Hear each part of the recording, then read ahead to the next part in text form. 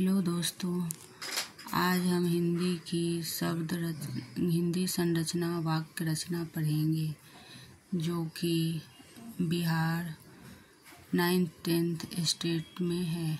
9th-10th के syllabus में है। बिहार स्टेट 9th-10th के सिलेबस में है से संबंधित है और भी प्रतियोगी परीक्षाओं से संबंधित है, जैसे कि MP टेट और भी कोई प्रतियोगी परीक्षाओं को ले सभी में वाक्य संरचना पूछा जाता है। तो देखते हैं। हिंदी की संरचना वाक्य रचना परिभाषा इस प्रकार है। ऐसा सार्थक शब्द समूह जो व्यवस्थित हो तथा पूरा आशय प्रकट कर सके वाक्य कहलाता है। अर्थात जिस पद शब्द समूह से वक्ता का आशय व्यक्त होता है वह वाक्य कहलाता है। उदाहरणार्थ, राम ने धर्म की स्थापना की, यह शब्द समूह सार्थक है, व्याकरण के नियमों के अनुसार व्यवस्थित है तथा पूरा आशय प्रकट कर रहा है, अतः यह एक वाक्य है। जैसे पद शब्द का प्रयोग जब वाक्य में होता है तो वह शब्द का न होकर पद बन जाता है। जैसे कि राम पत्र लिखता है, इसमें राम पत्र लिखता है ये पद है।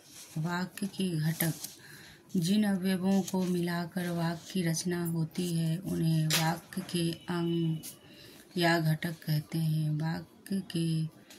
वाक्य के मूल एवं अनिवार्य घटक हैं कर्ता और क्रिया, इनके बिना वाक्य की रचना संभव नहीं। उदाहरणार्थ, सबसे संक्षिप्त वाक्य इस प्रकार हो सकता है: सीता मिले, गीता गाएगी, तुम जाओ, तुम आप पढ़ें आदि। उपयुक्त सभी वाक्यों में एक कर्ता सीता, गीता, तुम, तू, आप है। इनकी सहायता से वाक्य रचना संभव है। अतः कर्ता और क्रिया वाक्य के अनिवार्य घटक हैं। इनके अतिरिक्त वाक्य के अन्य घटक भी होते हैं, जैसे विशेषण, क्रिया, विशेषण, कारक आदि।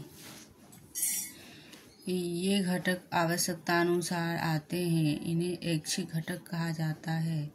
वाक्य के अंग उद्देश्य और विधेय वाक्य के अंग होते हैं।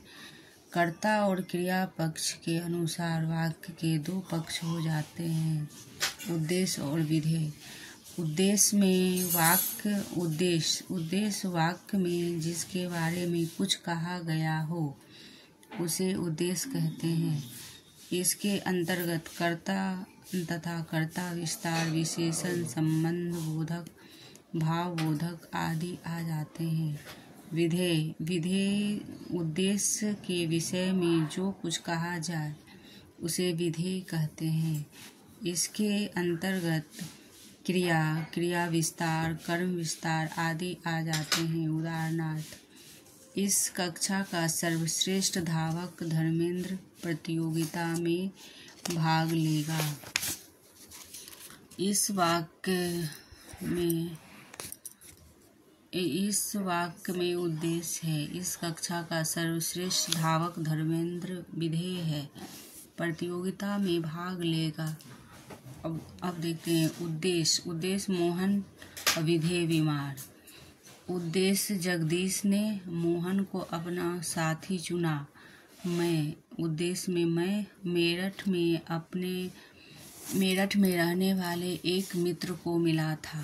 दशरथ पुत्र राम ने विधेय में रावण को तीर से मारा। तो इस प्रकार उद्देश्य और विधेय जो नाम होता है तो वो उद्देश्य हुआ, और जो कार्य हुआ, जैसे बीमार है मोहन ने अपना साथी चुना तो ये विधेय कहलाता है। जैसे कार्य हुआ, और मेरठ में रहने वाले एक मित्र को मिला था तो जो क्रिया हुई वो विधेय हुआ।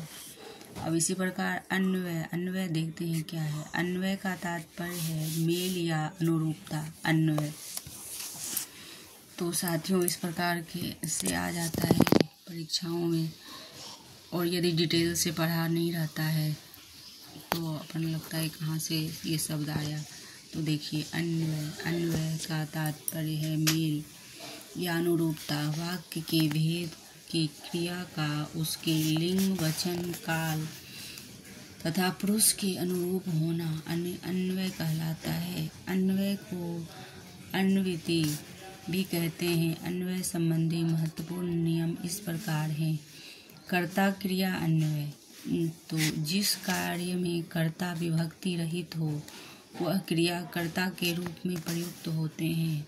जैसे मोहनी रोटी बेलती है, मोहन दंड पेलता है, बच्चे फुटबॉल खेलते हैं, बुढ़िया कष्ट झेलती है।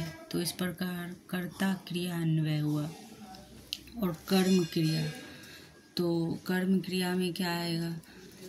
कर्म क्रिया अन्वय, जिन कर्ता पदों के साथ ने विभक्ति का प्रयोग होता है वहाँ क्रिया कर्म के अनुसार प्रयुक्त होता है। यथा मोहिनी ने रोटी बेली, कर्म के अनुसार। मोहिनी ने पराठा बनाया, कर्म के अनुसार। निरपेक्ष अन्वय, यहाँ कर्ता और कर्म दोनों विभक्ति सहित होते हैं। वहाँ क्रिया पुल्लिंग एकता में होती है, पुल्लिंग एक वचन में होती है। वह क्रिया पुल्लिंग एक वचन में होती है। यथा प्राचार्य ने चापरासी को धमकाया, बंदरों ने कुर्सी को तोड़ा। संबंध संबंधी अन्वय, संबंध कारक का लिंग इसके संबंधी के लिंग के अनुसार प्रयुक्त होता है। जैसे यह मोहिनी का लड़का है, यह मेरी पुस्तक है। विशेष विशेषण अन्वय, आकारांत विशेषण का लिंग वचन अपने विशेष के अनुसार परिवर्तित होता है। जैसे अच्छा लड़का, अच्छी लड़की, अच्छे लड़के। तो इस प्रकार शेष विशेषण यथावत रहते हैं। जैसे कि सुंदर, सुंदर लड़का, सुंदर लड़की, सुंदर लड़के, इस प्रकार होते हैं। वाक्य के भेद, सामान्यतः दो दृष्टियों से वाक्यों के भेद होते हैं, भेद किए जाते हैं, अर्थ की दृष्टि से और रचना की दृष्टि से। तो दोस्तों आज तक इतना ही, और ये अर्थ की दृष्टि से और रचना की दृष्टि से आगे के भाग में पढ़ेंगे। तो यह बिहार स्टेट 9th-10th के पाठ्यक्रम में है।